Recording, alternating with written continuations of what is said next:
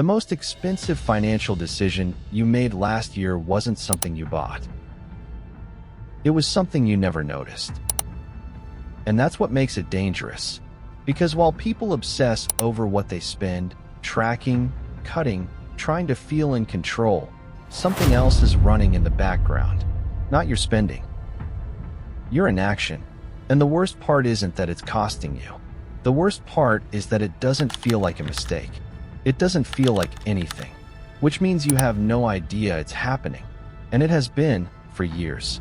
We've been taught to recognize financial failure in very specific ways.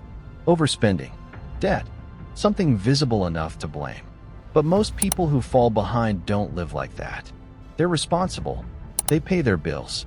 They avoid the obvious mistakes. They're doing what they were told to do. And they're still losing ground.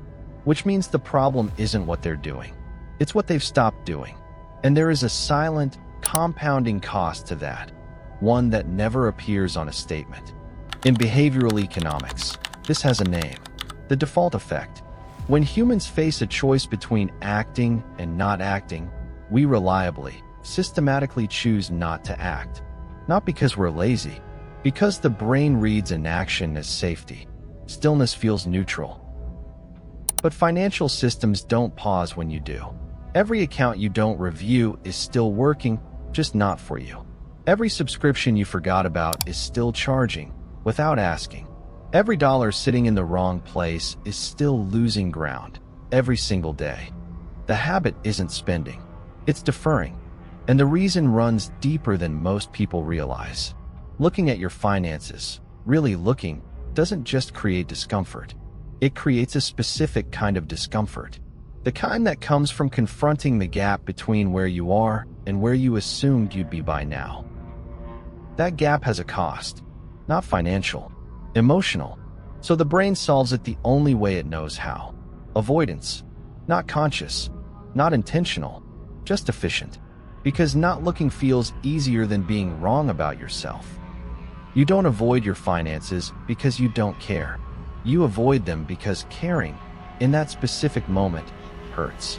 And the brain is extraordinarily good at protecting you from that. Picture someone in their early 30s.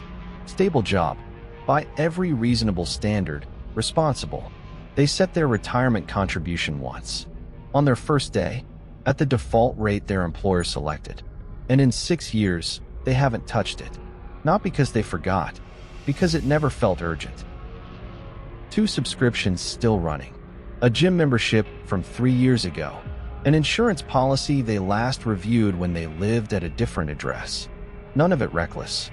None of it dramatic. But the default contribution rate, that one untouched number, will cost them somewhere between $40,000 and $80,000 by retirement. Not from anything they bought. From one decision they never revisited. Nothing they did was wrong. The absence of decisions had a price. This isn't a personal failure. It's a structural pattern.